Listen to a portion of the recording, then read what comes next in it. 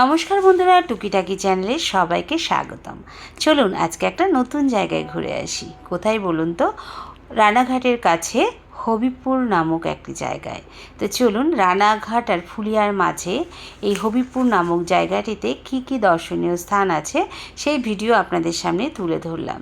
তো চলুন দেখে নেওয়া যাক ভিডিওটি।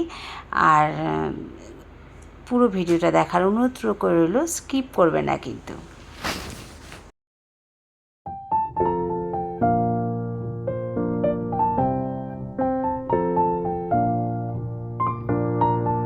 বন্ধুরা, আজকে আমরা প্রথমে দেখে নেব হবিপুর ইস্কন মন্দির। এই হবিপুর ইস্কন মন্দির নদিয়া জেলার রানাঘাটের কাছে অবস্থিত। অপূর্ব সুন্দর হবিপুর ইস্কন কলকাতার কোলাহল থেকে দূরে সবুজে ঘেরা এই শান্ত পরিবেশে এলেই মন ভরে যাবে। এই ইস্কন মন্দিরটি একদম NH-12 পাশেই। দেখুন, আমি কলকাতা থেকে এসেছি, তো বাঁদিকে ব্রিজে না উঠে আমি নিচের রাস্তা দিয়ে আমি ব্রিজের নিচে বাঁদিকে ঢুকে গেলাম। কিছুটা গিয়েই হচ্ছে ডান দিকে পড়বে এই ইস্কন মন্দিরটি। এটা হচ্ছে আজকে আমাদের প্রথম দর্শনীয় স্থান। তো চলুন, ইস্কন মন্দিরে আসলে আপনি কী কী দেখতে পাবেন সেটা একটু বলে নিই। এই ইস্কন মন্দিরে আসলে আপনি দেখতে পারবেন শ্রী শ্রী রাধা মাধব, শ্রী শ্রী গৌরনিতাই এবং শ্রী শ্রী জগন্নাথ, বলদেব ও সুভদ্রা দেবীর মনোমুগ্ধকর বিগ্রহ প্রতিষ্ঠিত রয়েছে।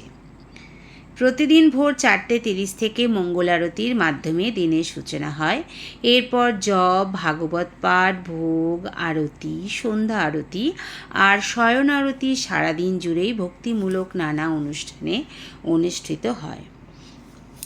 মন্দিরটি সাধারণত ভোরে 4:30 থেকে রাত 8:30 পর্যন্তই খোলা থাকে। তবে দুপুর 1টা থেকে বিকেল 4টা পর্যন্ত কিন্তু মন্দিরের গেট বন্ধ থাকে, কিন্তু ভোগ আপনি সেই সময় পাবেন। এখানে আসলে আর কি দেখতে পারবেন? এখানে আসলে দেখতে পারবেন সুন্দর বাগান, গোশালা, অতিথিশালা এবং পর্যাপ্ত পার্কিং এবং অত্যন্ত পরিষ্কার পরিচ্ছন্ন পরিবেশ। তাই পরিবারকে নিয়ে একদিনের জন্য এসে ঘুরে যেতেই পারেন এই ইস্কন মন্দিরে। এই মন্দিরে ভোগেরও ব্যবস্থা রয়েছে। দুরকম ভোগ পাওয়া যায়, রাজভোগ আর নর্মাল ভোগ। তো সেইটা দামটা আমি এখন মূল্যটা আমি ঠিক এখন বলতে পারলাম না। আমি স্ক্রিনে নাম্বার দিয়ে দিয়েছি আর ডেসক্রিপশন বক্সেও নাম্বার দিয়ে দেবো। আপনারা যোগাযোগ করে আপনাদের ভোগ বুকিং করে আসতেই পারেন। আর এখানে থাকারও ব্যবস্থা রয়েছে সুন্দর গেস্ট হাউস। আপনারা যদি মনে করেন একদিন এসে থাকবেন এবং এখানে থেকে হবিপুরে আরও যে দর্শনীয় স্থানগুলো আছে দেখবেন, সেটা দেখতেও পারেন। তো চলুন আমরা এখন ইস্কন মন্দিরটা একটু ঘুরে দেখে নিই।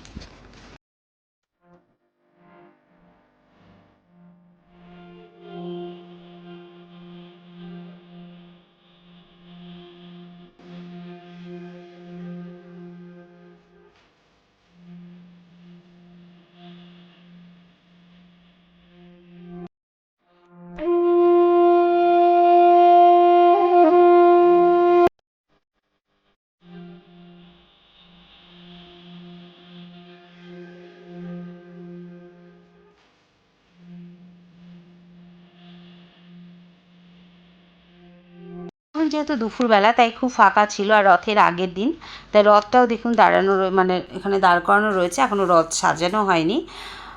তো ইস্কন মন্দির দেখে এবার আমরা বেরিয়ে পড়লাম আরেকটি স্পটের দিকে। সেটা কোন জায়গাটা বলুন তো? এটা হচ্ছে রথের দিনের ভিডিও। তো আমরা যাচ্ছি এখন মদন গোপালজিউর মন্দির দেখতে। আর এটা হচ্ছে হবিপুর হসপিটাল, একটা খুব সুন্দর জায়গা, খুব সুন্দর শান্ত নিরিবিলি একটা জায়গা। আর এখানে রয়েছে সবুজে সবুজে ঘেরা, এখানকার প্রাকৃতিক পরিবেশ খুব সুন্দর। তো চলুন আমরা এখন যাব মদন গোপালজিউর মন্দিরের দিকে।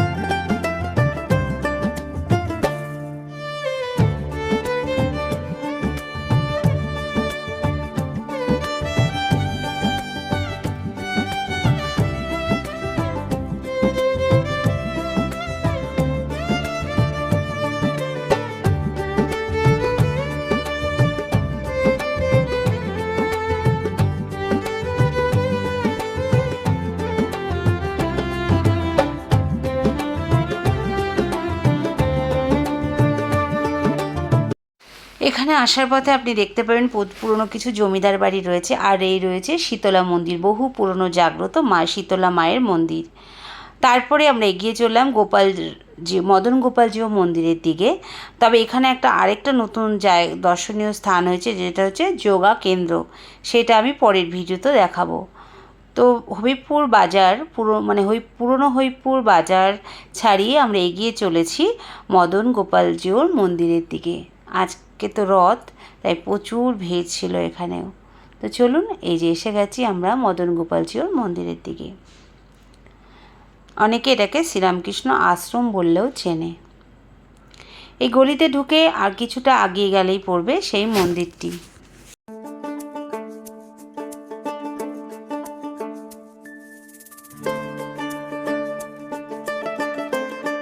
চলে এসেছি শ্রী শ্রী মদন গোপালজিউর মন্দিরে। প্রথমে দেখেই মনটা ভরে গেল না? কি সুন্দর যে মন্দিরটা, কি বলবো, খুবই সুন্দর মন্দিরটি। এই মন্দিরটির ফোন নাম্বারও আমি স্ক্রিনে দিয়ে দেবো এবং ডেসক্রিপশন বক্সেও দিয়ে দেবো। এখানেও আপনারা ভোগ পাবেন। এখানে ফোন করে আসলে আপনারা এখানে এসে দুপুরে ভোগ খেতে পারবেন।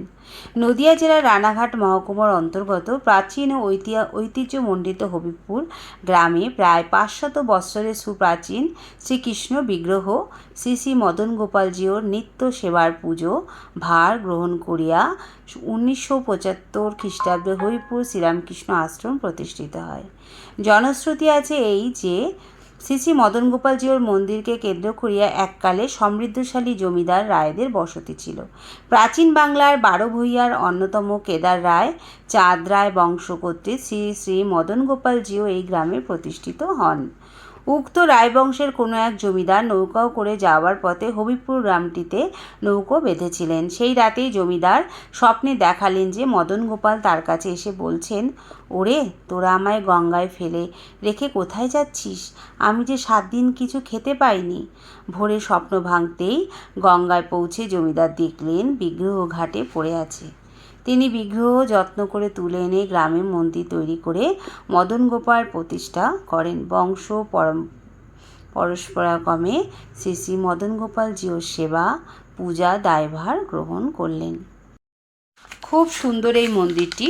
তো আমি স্ক্রিনে দেখুন, আমি নাম্বার দিয়ে দিয়েছি, সেই নাম্বারে ফোন করে যোগাযোগ করলে আপনারা দুপুরে এসে এখানে ভোগ প্রসাদ পাবেন। সেটা আগে থেকে ফোন করে নিলে ওখান থেকে বললেন সকাল 9টার মধ্যে তাদেরকে জানাতে যে আপনারা আসেন, বা আগের দিন সন্ধে 7টার মধ্যে যদি জানিয়ে দেন পরের দিন এসে ভোগ পাবেন। আর যদি না আসেন তাহলে সকাল 7টার মধ্যে জানিয়ে দিতে বলেছে যে আমরা আসবো না। এই কথাটা আমাকে এখানকার মন্দির কর্তৃপক্ষের যে সেবায়েতরা রয়েছে তারা আমাকে জানালেন। তা চলুন মন্দিরটি এবার একটু ঘুরে দেখি।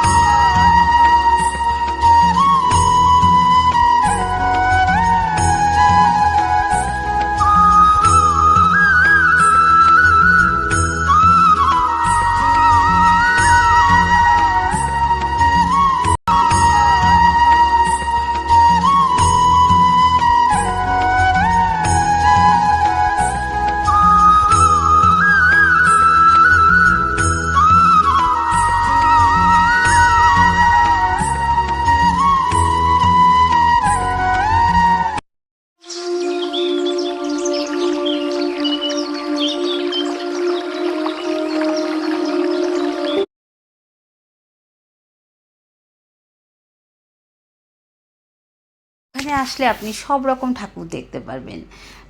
ভোলেনাথ, মা কালী, লক্ষ্মীনারায়ণ, রাধা কৃষ্ণ, শ্রীরামকৃষ্ণ, তারপরে কি বলবো, সব রকমের ঠাকুর এই মন্দিরে আছে। আমার এত ভালো লেগেছিল না। আর আজকে তো ছিল এই দেখুন কালী মা, শিবের মূর্তি। আর আজকে ছিল রথযাত্রা, তাই এখানে সুন্দর গান হচ্ছিল, তারপরে নাম সংকীর্তন এগুলো চলছিল।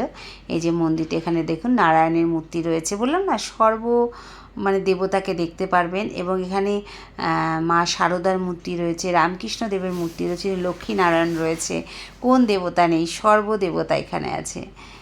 এমনকি মন্দিরের বাইরেও আপনারা দেখেছিলেন গুরু নানক, যীশুখ্রিস্ট সবার মূর্তি দেয়ালে স্থাপিত রয়েছেন। খুব সুন্দর একটা সাজানো গোছানো মন্দির। আপনারা হবিবপুর আসলে এই জায়গাটিও দর্শন করে নিতে পারবেন এবং এখানে ভোগেরও ব্যবস্থা রয়েছে।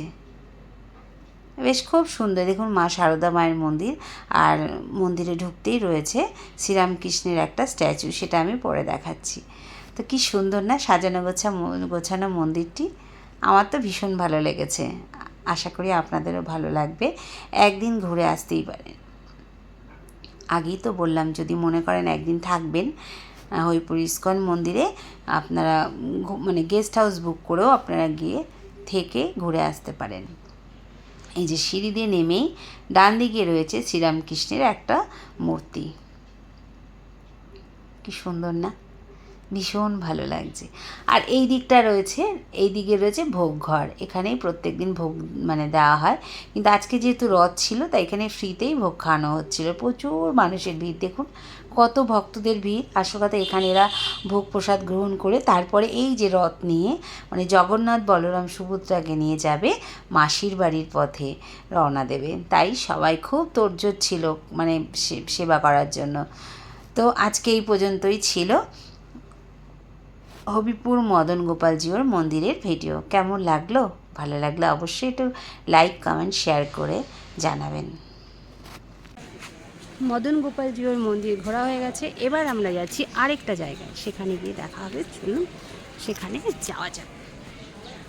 আজ মদন গোপালজিউর মন্দির এই পর্যন্ত। ভালো লাগলে লাইক, কমেন্ট, শেয়ার করবেন।